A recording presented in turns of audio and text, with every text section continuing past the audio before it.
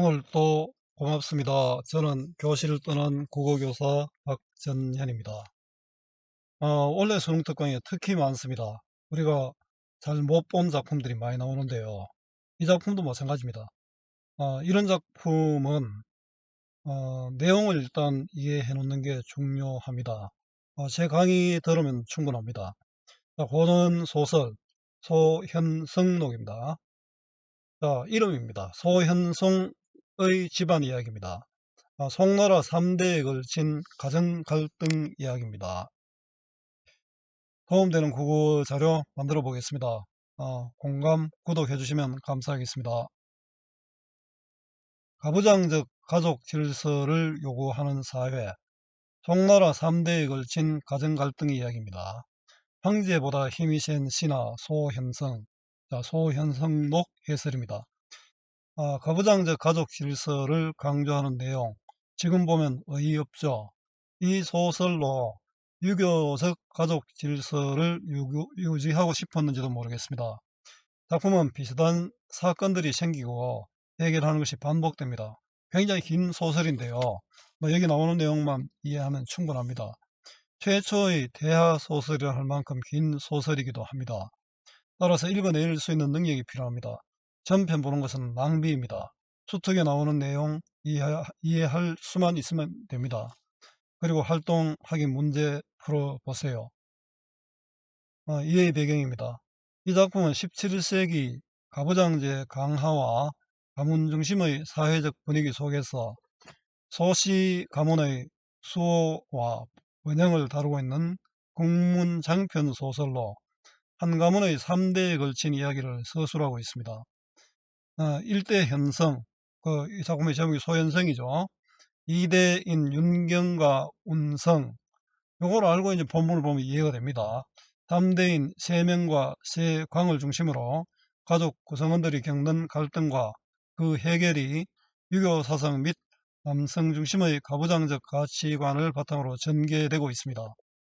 또한 사건 전개 과정에서 가부장적 가문의 질서 유지에 필요한 유교 사상과 가족 구성원의 행동이 강조됩니다.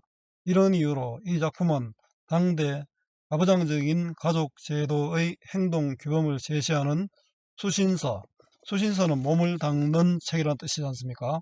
그럼 뭐 요즘 말로 하면 교양 도서겠죠.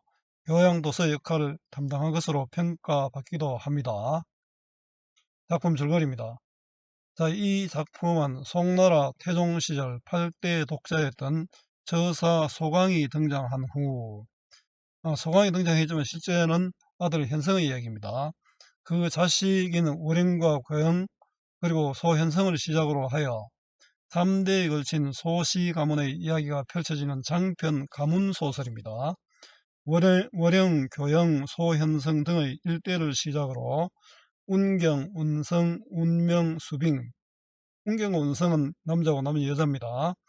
소황후 등 2대, 세명, 세강 등의 제3대로 이어지게 됩니다.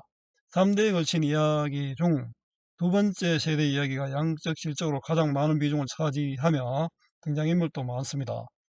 이 작품의 제1대의 주인공이라 할 수 있는 소현성은 파스오저, 석소저, 여소저와 차례로 혼인하고 결혼도 많이 했네요. 많은 자식을 두게 됩니다. 이들 부부는 서로 갈등을 빚기도 하고 한편으로는 그 갈등을 현명하게 해결하기도 하는데 작품의 그 과정이 생생하게 담겨 있습니다. 2대 인물들 중에서는 운경, 운성, 운명, 수빙이 비중 있게 등장합니다.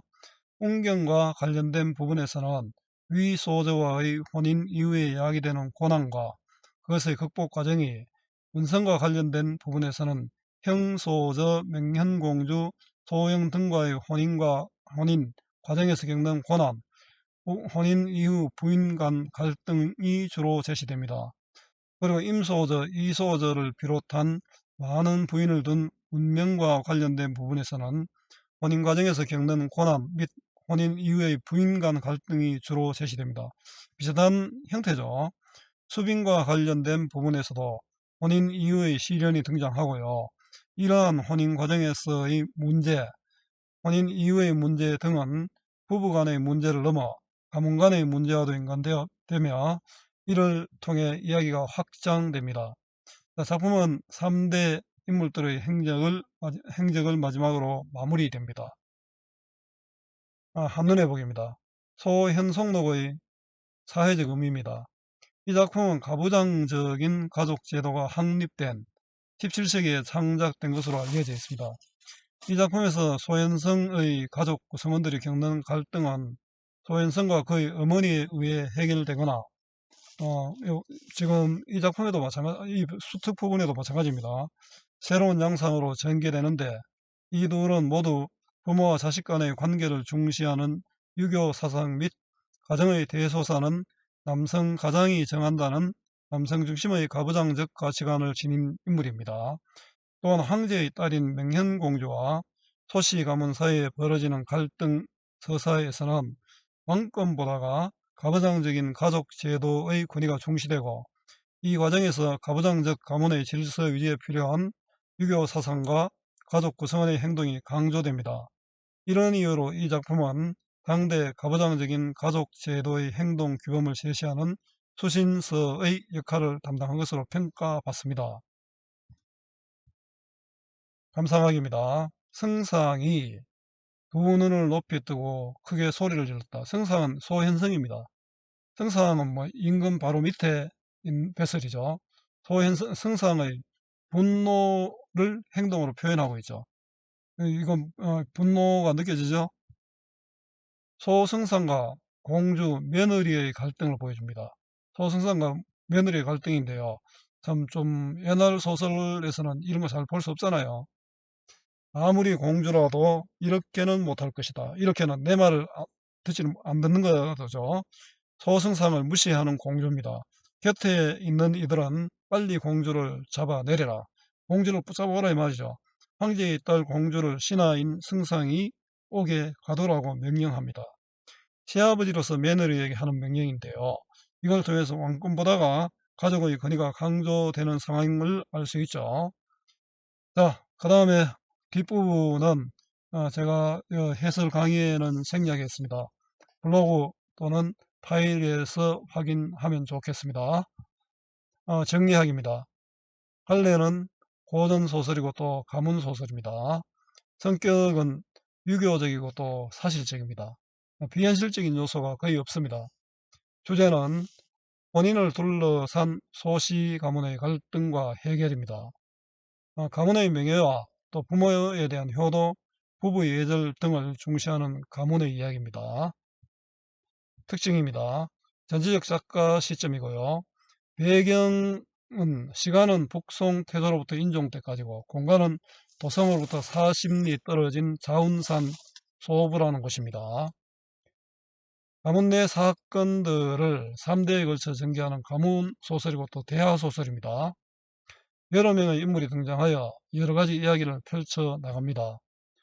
고전 소설의 비현실적 전개적 요소들은 없는 편이고요. 대화와 행동을 통해 사건이 전개되고 또 정서가 드러납니다. 임금의 답서보다 어머니의 편지를 택함으로써 가정 질서의 중요성을 보여줍니다.